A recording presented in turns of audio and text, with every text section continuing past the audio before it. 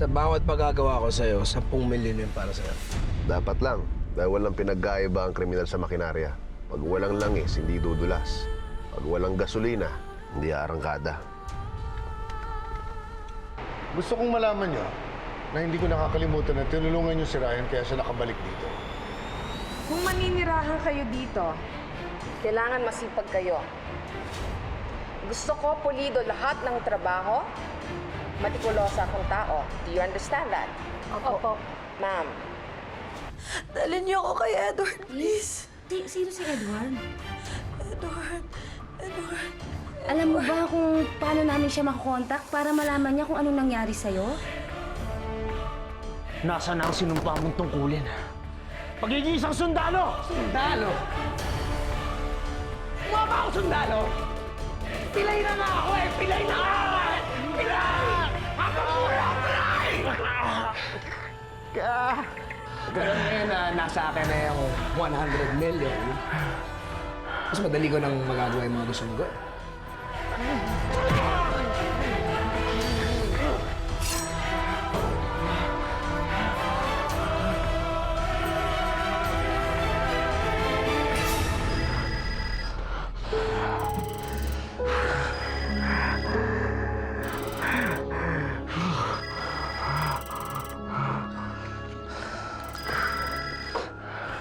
Pahirapan niyo to, ah.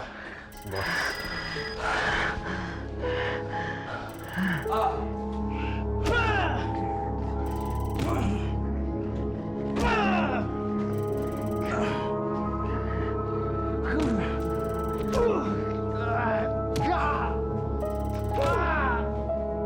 Tama na yan. Baka matuluyan yan.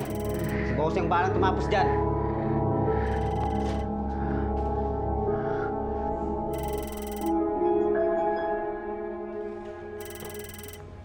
Oh, para sa'yo. Malaki ito, ah. Ano ba talagang racket mo? Bakit ang dami mong pera? Ka na magtanong. Mas importante ito yung pagagawa ko sa'yo, gawin mo. Kikita ka ng malaki. Sige na, pahinga na ako. Sige.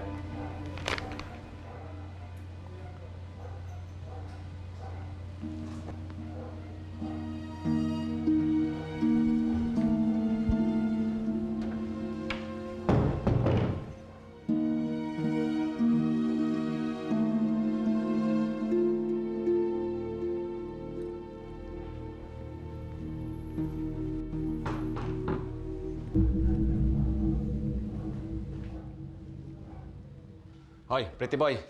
Gising. Gising ka pa ba? Hoy. Wala na to.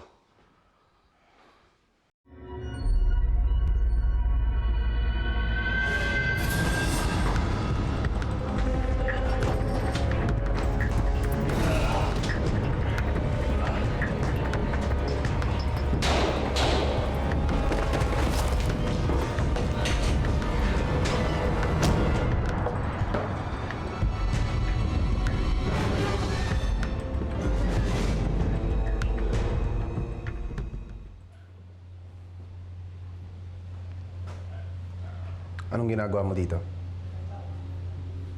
Minaman-manan ba ako? Hindi. Gusto ko lang malaman kung anong ginawa mo. Bakit nawala si Edward sa ospital? Magsabi ka ng totoo sa akin. Anong binulong mo sa kanya? Bakit siya umalis? Malay ko. Huwag ka na nga magsinungaling sa akin. Ano nga ginawa mo? Alam ko naman ikaw huling nakausap ni Edward eh. Sige. Ganito na lang. Sasabihin ko sa'yo. Pero aluin mo muna ako. Ano ba? Hoy! Bitawan mo ko! Kuya!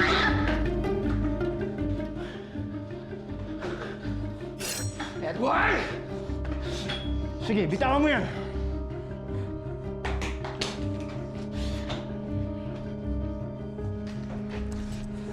Sige! Subukan nyo! Kakalat ng utak nito!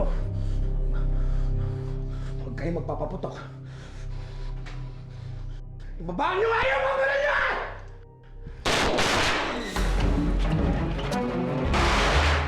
Taka! Baka tamaan si Bossing! Ano, sundan natin! laki mo talagang tanga!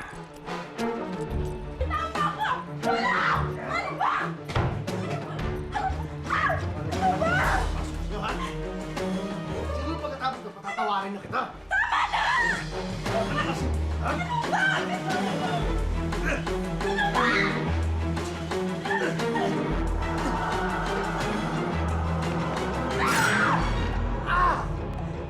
Ayop ka, Denise!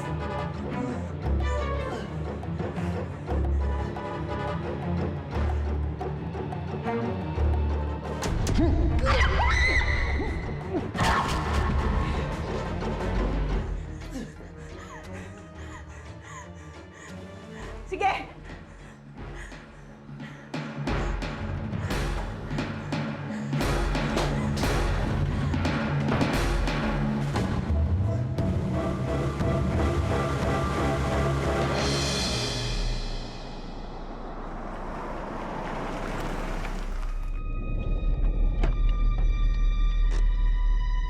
Baba!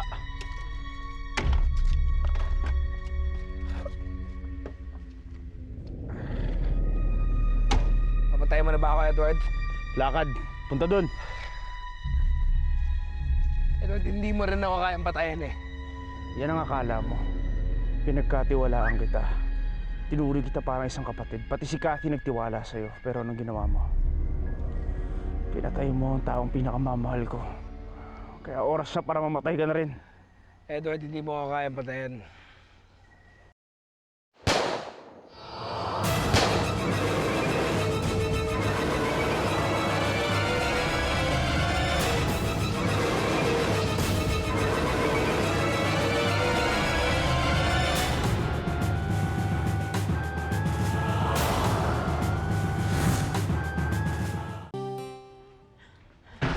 Ate, ba't may dugo yung kamay mo? Ay! Diyos ko, Denise, bakit ano nangyari? Bakit may dugo ka? Diyos ko, Ano nangyari sa'yo, ate? ano ka nga dito?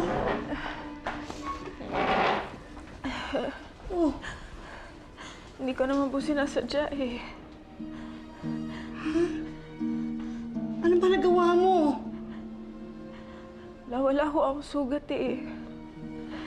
Hindi po akin tong dugong to. Ah, Diyos ko.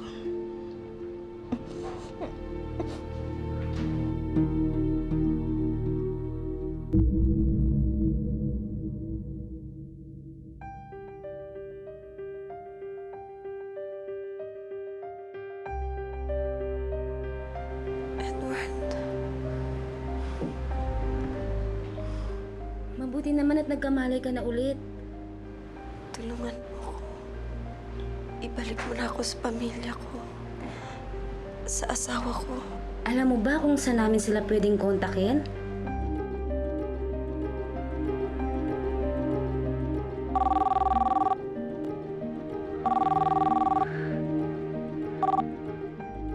Hello?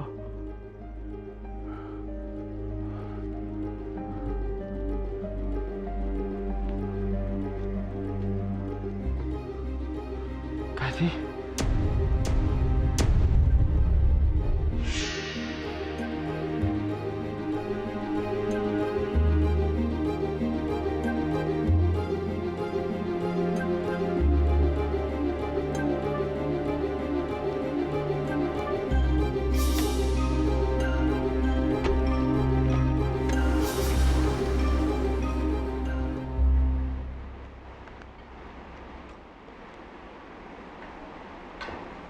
Uy, isa ako na dyan.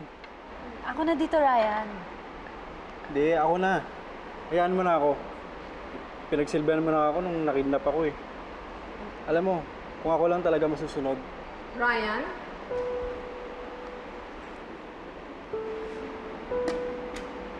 What's the meaning of this? Are you flirting with my son? Hindi po, ma'am. Ama, it's not what you think. Sige, dumikit-dikit ka pa sa anak ko para mapabilis ang pag-alis ninyo dito. Ma, tama na please. Ako naman talaga yung lumapit kay Marisa eh. Hoy, babae! Tinanggap kita dito bilang isang katulong. Huwag kang mag-ambisyon, makatuhog na matabang isda dahil ako ang makakalaban mo! Consuelo, Ryan. What? Nakatanggap ako ng tawag mula sa isang ospital. It's about Kathy. She's alive! Buhay siya! Buhay siya! Buhay siya! Buhay ang anak. Buhay? Your sister's alive.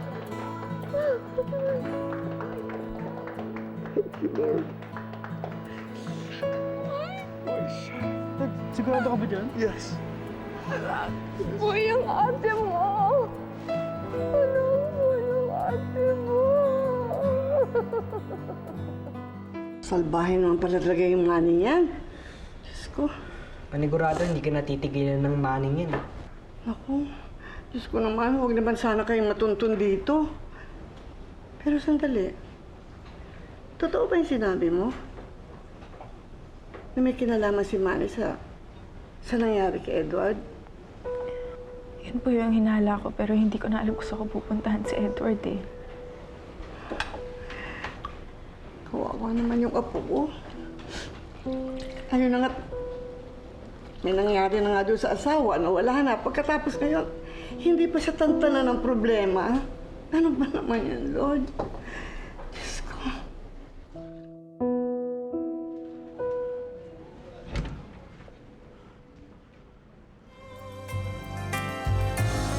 Ngayon'y naririto, isang katulad mo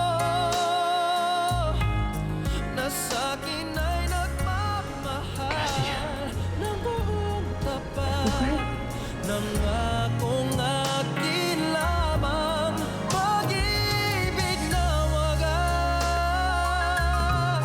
ang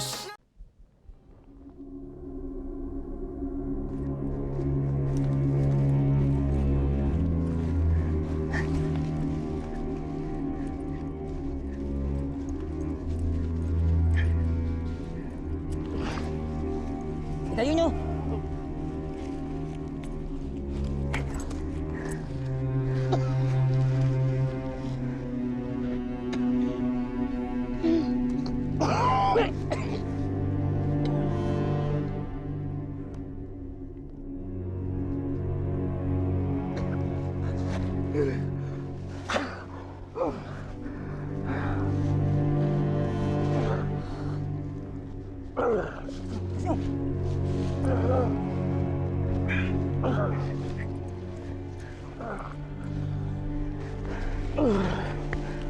Hindi ka ba napurungan, boss eh?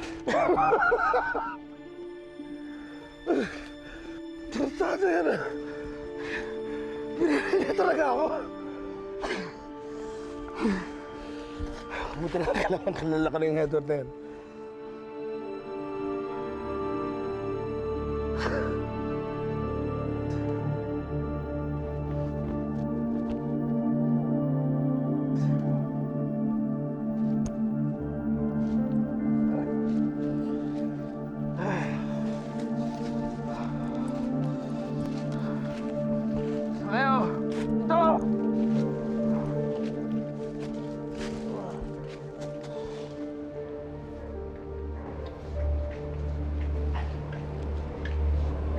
Denise, ano bang nangyayari sa'yo?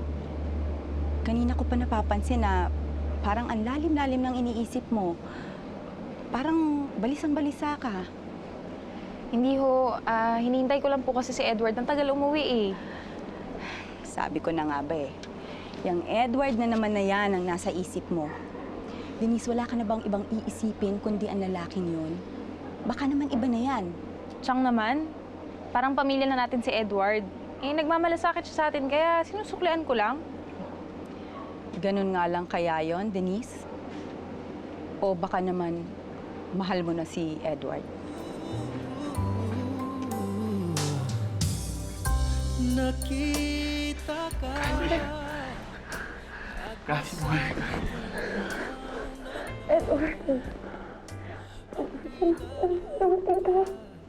Dinarasal na makapiling ko ngayon'y naririto. Isang katulad mo na sa'kin Kathy boy.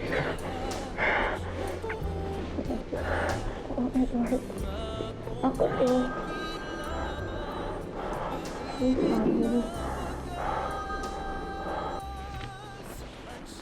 Ako to, Edward. Ako ang asawa mo. Akala ko hindi na tayo magkikita ulit. Alam mo ba, ang tagal kong hinintay to. Yung makasama ka ulit. Ngayon'y naririto, isang katulad mo, na sa'kin ay nagmamahal ng buong tapat. Akala ko wala ka na. Hindi. Nandito ako sa harap mo ngayon. Sabi ko,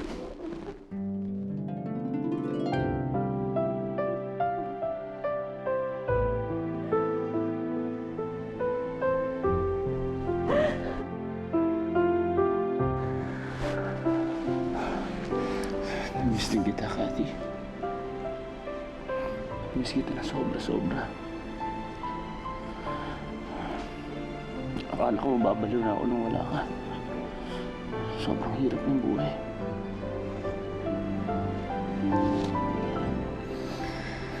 Para tayong isang panaginip. hindi, Edward. Hindi ito panaginip. Kasama mo na ako ulit ngayon.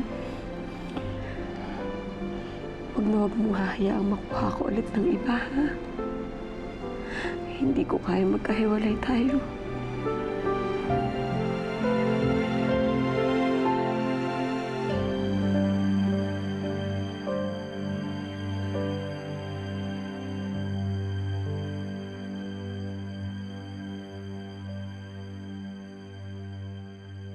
Denise, magtapat ka nga sa akin. May pagtingin ka ba kay Edward? Chang, wala nga ho. Sana talaga wala nga. Dahil Denise, ngayon pa lang, nakikinita ko na masasaktan ka lang sa Edward na yan. Uy, alam ko naman po yun eh. At saka alam ko naman na kahit wala na yung asawa niya, mahal na mahal niya pa rin si Kathy. Alam ko yun. Sana nga.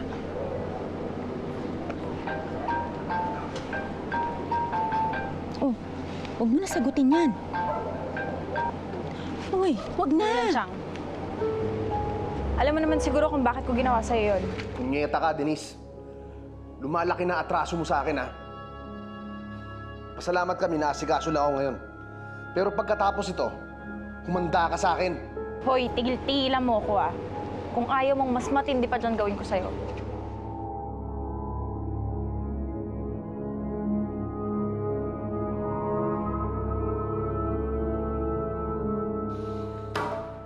Tol, may nasaga po kong impormasyon sa opisina. Ano yan? Tungkol kay Kathy.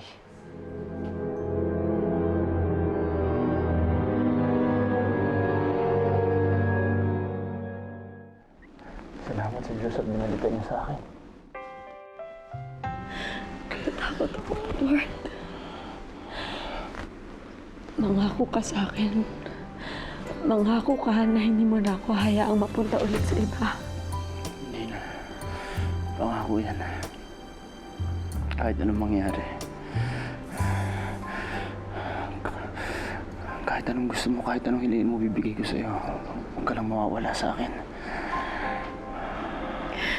Pangako sa'yo, Kathy. Mamumuhay tayo ng tahimik.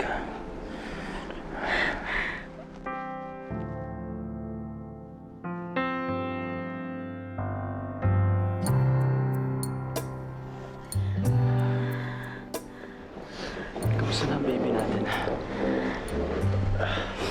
Huwag ka mag-alala. Ang sabi ng doktor, okay lang yung baby natin.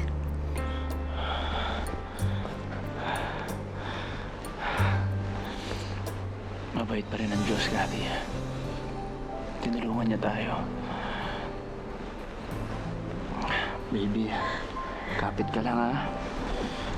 Alam mo namang mana ka kay Daddy tsaka kay Mami. Hindi ka basta-basta sumusuko.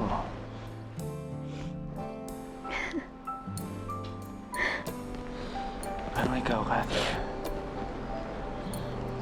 Nandito ka ngayon. Salamat at hindi ka bumitaw. Salamat at nagbalik ka.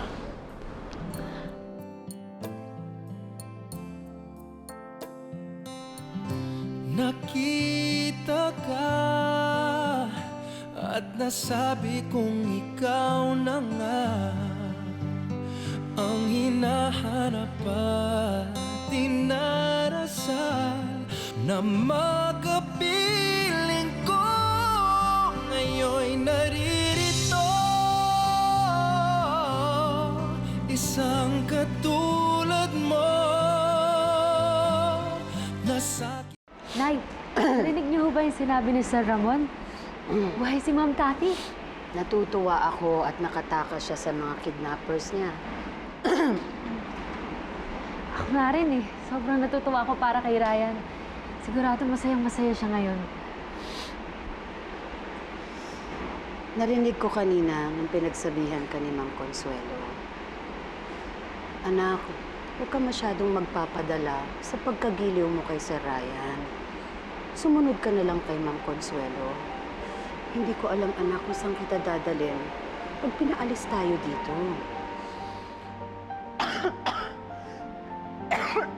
Nay, parang panay na yung ubo niyo ah. Baka kung ano na yan. Huwag ka mag-alala sa akin, anak. Pagod lang siguro.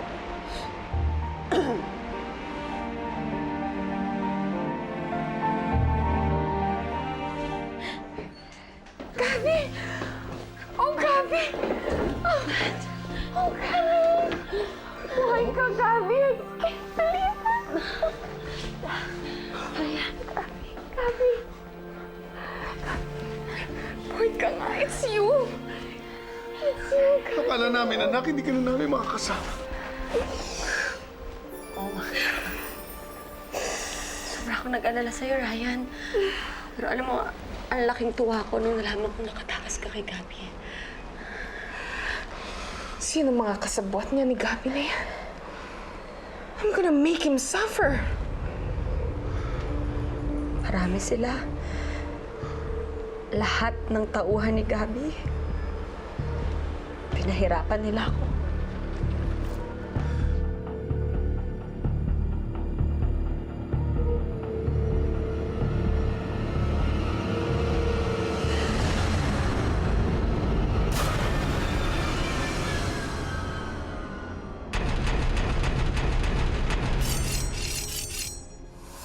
Ano balita kay Cathy? Gusto kong siguraduhin patay na siya. Nasa ospital si Cathy ngayon. Magkasama na sila ni Edward. Hindi ko tatantanan yung mag-asawang yan. Paano kung bigla akong balikan ni Gabi? Paglalamayan muna siya bago siya makalapit ulit sa'yo. Eh, maganda kong balita. Si Cathy daw po buhay. Ano? Hindi ko nakakonfine si Cathy. May silbi ka naman pala, man eh. Alam mo naman, basta may pera, ayos galaw ko. Binayaran na namin lahat ng bills ni Cathy. Kahit pa paano naman po, may naipon din ako bago ako nag-resign. Gamitin mo na yan para sa sarili mo dahil iuuwi na namin si Cathy sa bahay namin.